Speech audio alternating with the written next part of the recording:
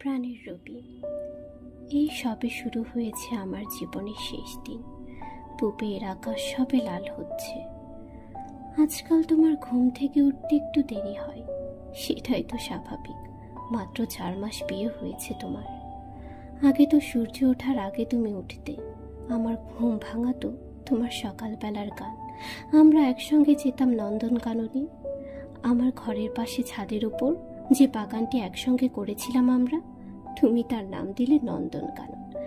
তারপর একদিন সে বাগানে ভোরের প্রথম আলোয় আমাকে চুমু খেয়ে জিজ্ঞেস করলে, নতুন বউঠান, নামটা তোমার পছন্দ হয়েছে?